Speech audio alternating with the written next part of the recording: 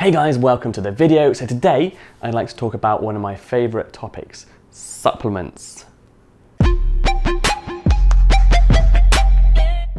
So there are tens of thousands of supplements out there, and in the UK alone we spend over £500 million on them a year. However, people tend to overestimate the importance of them in their diet and often get confused about why or if they should take them. So in this video, I just like to simplify that, explain what types there are and if you should be taking them. And then at the end, I'd like to talk about everyone's favorite magic supplements, the fat burner. There are two main types of supplements. We got the essential supplements, which I've got to my left here. You can get these through normal food, normal eating. However, they are essential to normal physiological functioning. They're essential to life. And then we got the non-essential supplements.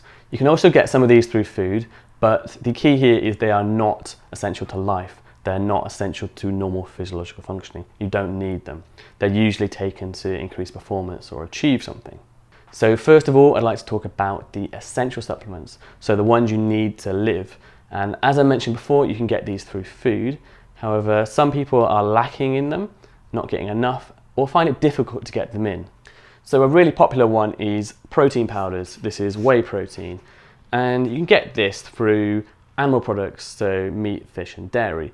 However, taking a protein powder to increase your protein is an easy way to get more in because it's cheap, it doesn't go off very easy, and it's easy to prepare.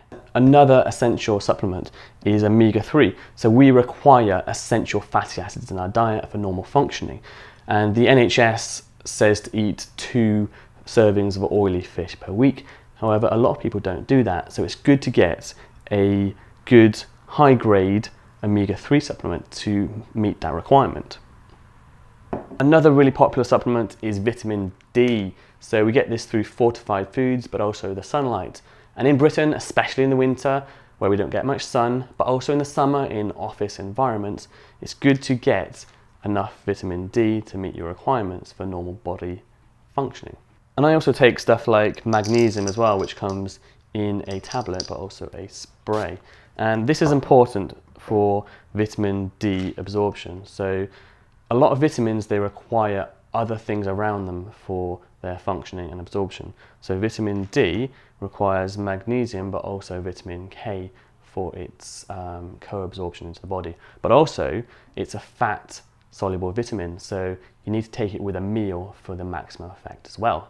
So essential supplements, it's things that are essential to life. You should get them through food. However, if you're not getting enough, it's really, really good to get a supplement. So non-essential supplements, as I mentioned before, they're sometimes available in food. However, they are not essential to life. So we've got caffeine here. This is a stimulant, so it's really, really popular in coffee and tea, and this is a capsule form. So it's a stimulant. It keeps you awake, it helps you concentrate, and before exercise, it gives you energy and reduces the perception of effort and pain. So it helps you move more, do more exercise and burn more calories. So we've got NO2 here. This helps produce nitric oxide in the body, which helps dilate the blood vessels and get more blood around your body, delivering more oxygen and nutrients. This can help increase performance. So I've got kefir here. This is a Polish prebiotic, so full of good bacteria, which are really good for your body, help in loads of different things. The research on this is massive, and we're only just beginning to understand how beneficial this is to us. However, they're not essential to life. They're just a non-essential supplement which can help you. The one behind here, I've got creatine. So creatine helps with your energy systems. So taking this can help with short bursts of energy, and it's not essential, but it can help with performance. And this one here is beta-alanine. Again, with performance, it helps you recover between short bursts of energy.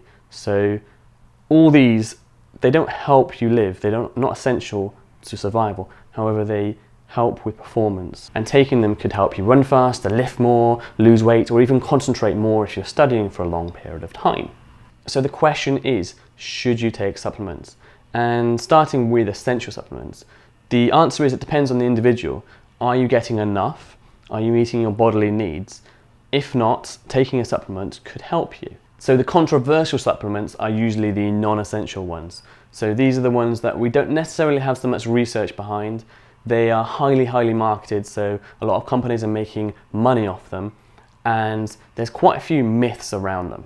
So the ones I've got here are pretty solid, especially caffeine and creatine. These have got loads of research behind them, and we know they work. So there are a lot of non-essential supplements that have very loose claims behind them. And these are things that people tend to believe myths about and put way too much importance on in their diet. So they don't have much effect. People put way too much importance on them and don't concentrate on the right things. So one of these are fat burners. So people spend a lot of money each year hoping that this magic pill will just help them burn fat and lose more weight.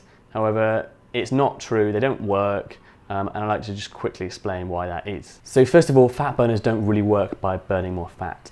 They work by increasing your calorie output, so the amount of calories you're burning just a little bit.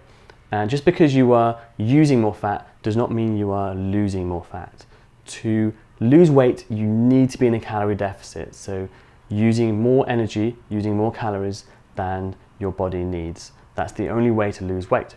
So I just like to explain two examples now of why fat burners aren't really essential, and it's the calorie deficits, the burning more calories than your body needs, which is the most important thing for weight loss. So example one, let's say that you need 2,000 calories to maintain your weight, and anything under that, you will start losing weight.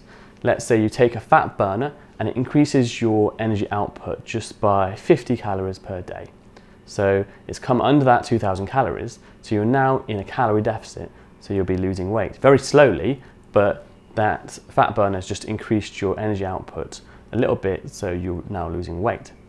Example two, let's say again you need 2,000 calories per day to maintain your weight, but you're eating 2,500. You take the fat burner and you reduced your calories by 50 calories, but you're still 450 calories more than your body needs. So you are taking the fat burner, burning fat, and you're putting on weight because you're eating too much. So it's the amount you're eating that defines whether you lose weight. And there are a lot of different things that can increase the amount of calories you're burning. Fat burners are one, but they have such a small effect. There are many things that have bigger effects that are much more beneficial to weight loss. So one of these is increasing the protein in your diet. Just increasing the protein in your diet increases the amount of energy burnt through digestion and burns a few more calories. You don't need to spend money on the fat burner. So another one is going for a walk. So getting an extra 10,000 steps in per day can help you burn 300 to 400 calories. So that can help you get into a calorie deficit and start losing weight without having to spend money on fat burners, which, as I said, are largely ineffective. They help you burn a little bit more energy, but it's not really much to make a difference. So then we can get onto the ingredients. So the main ingredient of fat burners is caffeine. And as I said before, caffeine is a stimulant, so it helps you move around more, so burn more energy. So it's not to do with burning more fat, it's about increasing the amount of energy you burn, making it easier because it reduces the perception of effort. Caffeine is really good at reducing the perception of effort of exercise, gives you more energy. And so it's not any magic, it's just because you are moving around more, and it's easier to do it because of the effect that caffeine has on you, the stimulant effect. The rest of the ingredients in most fat burners are skeptical because they have loose research behind them. They're usually done on rats in massive quantities, and the results are grams of weight loss rather than kilograms or pounds. So they have tiny effects that don't really apply to people. So would you like to lose a gram? Not really, you can't even see it, you can't even measure it. So the effects of these ingredients are very loose and not really proven in science at all. So rather than spending a lot of money on a fat burner, caffeine is a better option. As I said, it's the main ingredient. It's a lot cheaper. That cost me about £7 for 240 capsules, and it'll give you the same effect. So that's all I really want to say on supplements today, guys. You've got essential supplements, which are essential to normal physiological functioning. You can take them if you are lacking, and a lot of people do. Then you've got non-essential supplements, which help increase performance, but often don't have much research behind them, and people often waste a lot of money buying things that they think will help them achieve something, but they don't. So I hope you enjoyed the video today, guys. Like, share and comment as always, and I'll see you in the next one.